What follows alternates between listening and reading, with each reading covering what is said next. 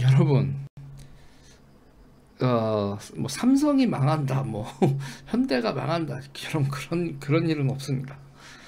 그런 일은 여러분 벌어질 일이 아닙니다. 지금 중요한 건 그게 아니에요. 삼성이 망하냐, 현대가 망하냐가 포인트가 아니라 삼성이나 현대가 대한민국을 떠나냐, 안 떠나냐, 그것이 포인트입니다. 여러분. 그것이 포인트예요. 일단요, 저는 이 VOA에서 연달아서 이거와 관련된 뉴스가 쭈르륵 나왔어요. 미국 무역대표부 IRA 전기차 조항 한국 우려 경첩 협의 채널을 개석을 약속한다 이렇게 얘기를 했거든요. 백악관 전기차 보조금 제외 관련 한국 우려 이해한다. 진지한 협의가 준비되어 있다. 미 전문가들 한국산 전기차 보조금 제외 문제 대화로 해결 가능하다. 중간 선거 증거 전해가 어려울 것이다. 이렇게 얘기한다. 그런데 문제는요. 한국 전기차 투자 유치 적극 나서 전문가들 미한 이게 보이스 오브 코리아라서 미국 국무부에서 하는 거라서 미한이라고 합니다. 한미라고 안 하고 경제협력 강화 계기다. 미국 주지사들이 이렇게 나오고 있는데 그럼 여러분 물어보자고요. 현대자동차가 판매하는 자동차 중에서 국내 우리가 대한민국이 사주는 게 몇 퍼센트일 것 같아요? 현대 기아가 생산한 차 중에서 대한민국 내수 시장이 몇 퍼센트를 사주냐면요. 19%입니다. 현대 기아차가 현재요. 그리고 현대 기아차가 100대를 만들면 국내에서 39대를 만들고요. 해외에서 61대를 만들어요. 그리고 국내에선 19. 그런데 2001년을 볼까요? 20년 사이에 어떻게 변한지 보세요. 2001년에는 전체 100대를 만들면 우리나라 국내에서 96대를 만들고 우리나라 국내 내수 시장에 45대를 팔았는데 이 비중 보세요. 2001년부터 2021년까지 보면 현대하고 현대 기아차는 어떻게 됩니까, 여러분? 해외로 이전을 하고 있죠. 해외로 이전을 이미 하고 있습니다. 뭐 한국을 어떻게 떠나요? 이미 이거를 보세요, 여러분. 이미 거의 다 떠났어요. 거의 다 떠났어요. 이거는 여러분 현대기아차는 약과입니다. 전자업체 볼까요? 해외 공장, 삼성전자 전체 공장 32개 중에서 해외 공장이 26개입니다. LG전자요 30개 중에서 25개예요.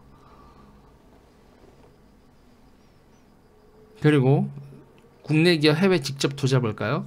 2021년 1분기하고 2022년 1분기 비교해 보세요, 여러분. 2배가 넘어요. 지금 254억 달러 있죠. 이런 식으로 여러분 가면 작년에 해외 직접 투자 규모 보세요. 100, 200, 300, 400, 500, 한 800 정도 되는 건가요? 이거 여러분 암산 잘 하시는 분들 한번 계산기 두들겨 주세요. 이게 얼마요? 올해 이런 식으로 가면 1년에 해외 투자가 여러분 1000억 달러를 넘어서는 상황이 돼요.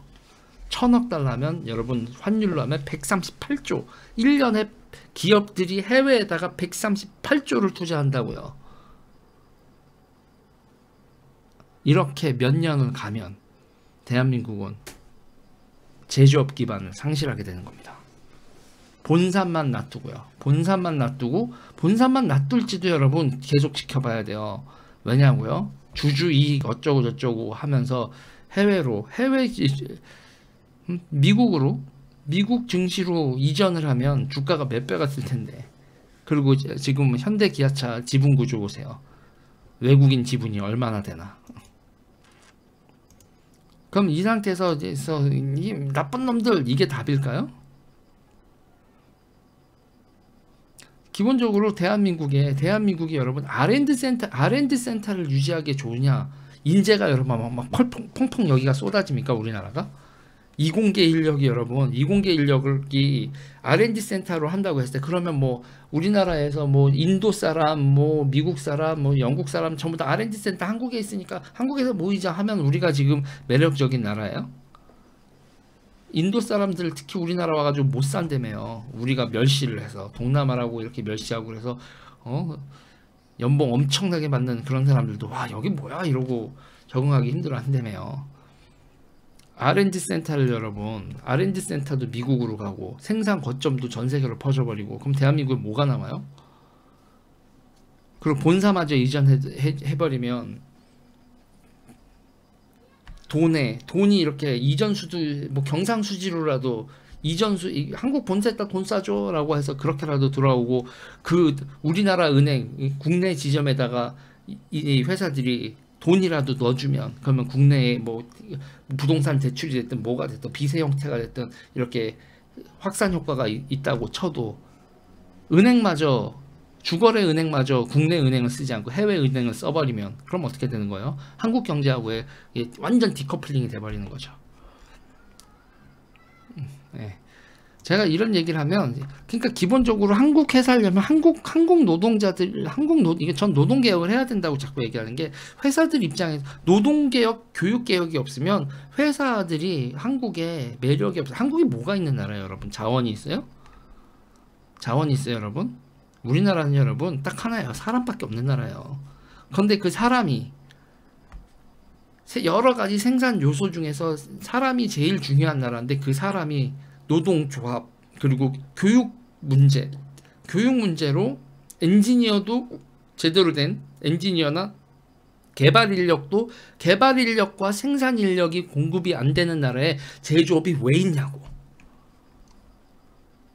개발 인력과 생산 인력이 제대로 공급되어 있지 않은 나라. 그렇다고 뭐 여기 내수 시장이 우리나라가 어마어마하게 커요?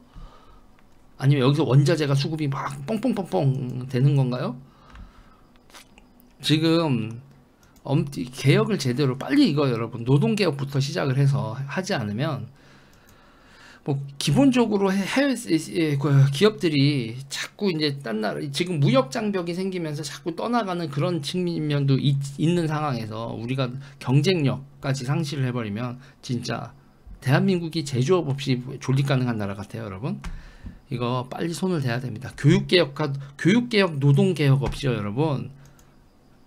회사들을 국내에 묶어둘 수가 없어요. 어차피 나간다고 해도 일정 정도 포션, 대한민국이 먹고 살 수 있는 포션만 지키면 되는데 그게 안 될 것 같은 분위기예요. 이대로 가면. 이대로 20년 만에 이렇게 되는데 20년이 지나고 그 20년 사이에 내연기관 자동차에서 전기 자동차로 완전히 바뀌었을 때 국내에서 전기 자동차를 현대가 생산을 할까? 하겠어요? 여러분 같으면 하겠어요? 네, 이거 진짜 우리가 심각하게 받아들여야 됩니다. 그러면서 요새 있잖아요, 여러분. 지금 이 인력 인플레가 벌어졌잖아요. 우리가 대학을 너무 많이 보냈다니까. 대학을 너무 많이 보내서 내가 대학까지 나왔는데 이런 일을 못해라고 하는 상황에서 오히려 뭐 배달이나 기타 등등에서 먼저 진출한 사람들이 급여가 점점 올라가고 있어요, 여러분. 그러니까 대학 펜때 잡으면 요새 속된 말로 20, 30대 있잖아요. 2030에서 펜때 잡으면 200충 300충 소리 듣는데 펜때 놓고 내가 대학을 나왔어도 몰라 하고 펜때 놓고 장갑 끼잖아요. 고무장갑 면장갑 끼고 일을 하면 요새 기본소득이 여러분 한 달에 400, 500이 가요.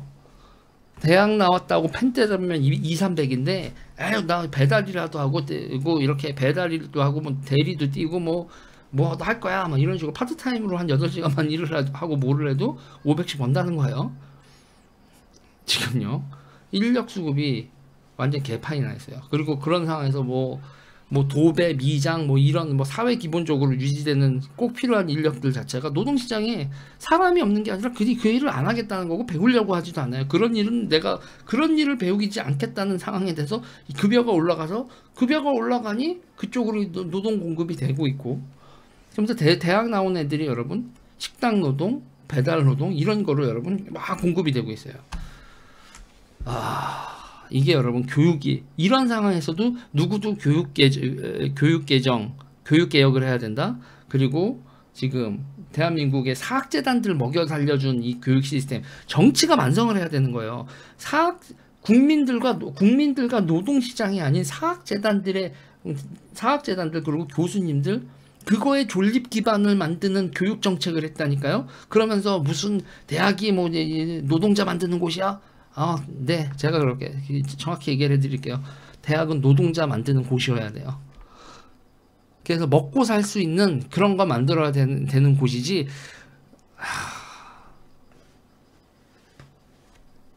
지금같이 80%가 대학을 진학하면서 대학은 먹고 사는 거 가르치는 데 아니야.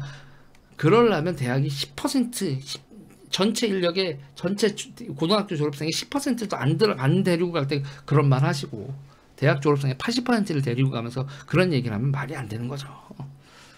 지금 교육개혁 해야 되고 이 교육 카리텔도 다 바꿔야 되고 그게 교육개혁과 노동개혁이 같이 맞물려서 가야 됩니다. 안 그러면 그냥 이 나라가 이제 파멸로 가요. 파멸로. 라고 얘기를 해도 정치권에서는 절대로 반응하지 않습니다. 왜냐? 자기들 국회의원 되는 데는 이런 얘기는 하나도 도움이 안 되거든. 대한민국 국민들이 이런 걸 가지고 교육개혁하는 사람, 교육개혁을 외치는 사람들 그 정당을 찍겠소라는 정치의식이 없거든요. 그러니 지금 대한민국 큰일 난 겁니다. 큰일 난 거. 그럼 누가 선도적인 지식인이 나서서 정치판에서 막 흔들어야 되는데 그런 지식인들 있는 것 같으세요, 여러분? 대한민국에서 노동개혁하자고 얘기하는 좌파 지식인이나 우파 지식인, 오피니언 리더들 여러분 보이나요? 안 보입니다. 큰일 났다니까. 아우 갑갑해. 추석 때도 갑갑한 얘기 하나 했습니다. 이거 도표 한 번만 다시 보세요, 여러분. 대한민국 제조업이 무너지고 있어요.